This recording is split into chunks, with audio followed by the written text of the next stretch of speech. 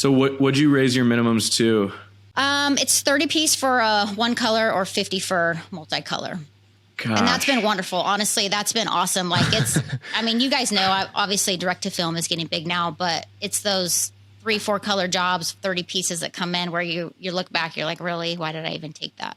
For us, we're just learning that it's just, we're only going to take the quality stuff, the stuff that is a good profit. And it's been really good for us because then we can kick back a little bit. It's not chaos around here trying to scramble to get a million jobs out the door. And we can really just focus on quality. And at the end of the day, actually make some money.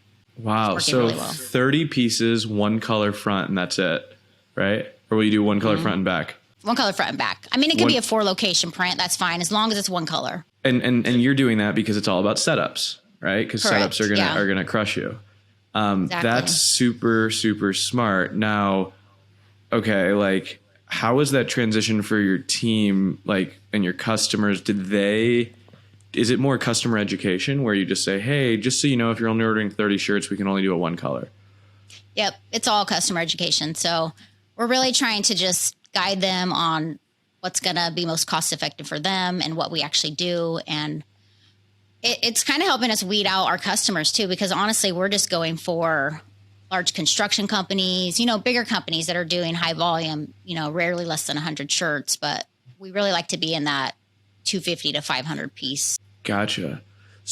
So then to follow up, what happens, like rules are sometimes broken. How strict are you all about it? Is it like we have some strict rules at Campus Ink. We do not open online stores once they close. We don't care. Are you pretty gung-ho about it? Like pretty strict? We are. However, in the slow times, for instance, right now, February is historically a slow month. So we will bend a little bit. And if it's somebody we really like, especially, we'll bend. So obviously we make exceptions if it's people we really, really like or they're in a pinch. But we try to be pretty darn strict about it. I would say this past year, we stuck to that rule. Wow. So 30 pieces, one color per location, 50 pieces, you can go 2? You can actually go 6, 8, doesn't matter at that point. However, we don't really want to take a 50 piece, 8 color job, but at that point it's kind of a judgment call. And who makes those calls? Is it you, or do you have like customer service, and how does that work? Because this is really interesting, I think. Yeah. So we have 4 of us gals in the office. We have our office manager, Nicole, and then 2 gals that I call them merch experts. And the 4 of us kind of divide and conquer on the quotes. And this is something actually I wanted to pick your brain about at Long Beach, Stephen, was I want to know how you guys do your quoting and how that's kind of divvied up. And because I've been struggling with this. It's like, do you allocate one person and that's all they do for their 10 hours a day? Or do you divide and conquer like we're doing? Obviously, me as the owner, my goal these last 2 years has been to get out of the shop and, work on the business as we all want to do. And so I find myself when I'm here getting caught in that, busting out some quotes. And obviously that's not where my time is best spent. But the 3 gals, I mean, they do an amazing job just dividing, conquering as it comes in. So for us, that's working really, really well. But I'm curious, how do you guys do it at Campus Ink? So this is something we struggle with. Definitely. We're moving towards account management sales. So if there's a qualified customer, they're going to have a point person that they go to every time. But really, like, I think the true way to do it is you have individuals that are just, I don't know if you call them SDRs, Bruce, or like they're working on the ground floor with the easy leads, the quick quotes, the ones that aren't really qualified. I need 20 shirts, maybe first time customers.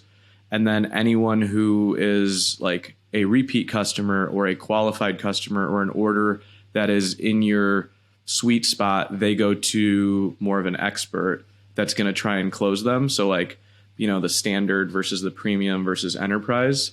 And what we're trying to do is create true account managers for any of our enterprise customers. So like, we talk about the 80-20 rule of your customers. But those that make up the most amount of your revenue need dedicated support so that you can actually be active and call on them and engage with them. Because I think the thing we struggle with is we don't do enough forecasting. Like, hey, we know that we took a big 10,000 piece order. Have we hit them up again? Like, have we talked to them and said, hey, are you guys coming back? Like, we're very fortunate. I think in a lot of the industry faces this is we don't do enough forward thinking in sales. But we have a very much, it's all speed to quote for us. It's how quickly can we convert them to a quote? And if they're qualified, how quickly can we get them on the phone? And that's basically the hardest thing to get is how do you get a salesperson to actually talk to someone? Do you guys talk on the phone with your customers and stuff? Like, is that pretty common? We do quite a bit. Yeah. We're trying to kind of eliminate so much correspondence back and forth. So we've created a really good like template of questions to ask so that we can, provide a quote right off the bat. But there's still a lot of correspondence going back and forth. So takes a lot of time. Yeah. And I'm with you on that. We're really trying to focus on the 80-20 rule. And it's true. I mean, 20% of our customers are our bread and butter. That's what really makes us the money. So we're trying to pour into them, do customer visits and try to really retain them and keep those guys happy. Yeah. I don't know. I think it's interesting when you sign up for a piece of software, you get a call right away. I don't know, Bruce, if you see this. Yeah. You'll be schedule a demo. If you reach out to a property on Zillow, they text you, they call you again.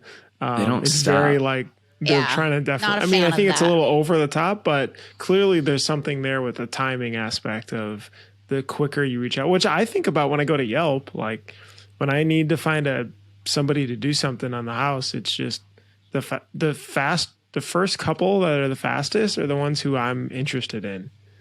Yeah. And usually the first one, because I'm just over it. Yeah. For sure.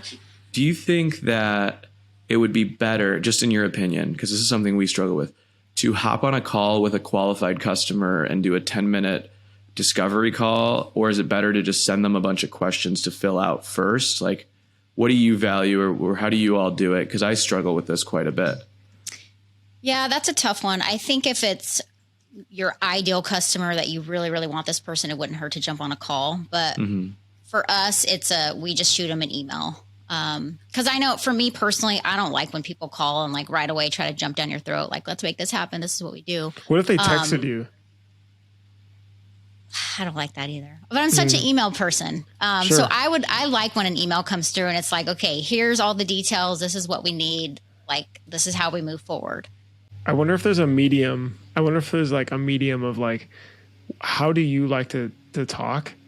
Because I'm very much more text than email or phone because I'm probably doing 3 other things. And so I can like async it.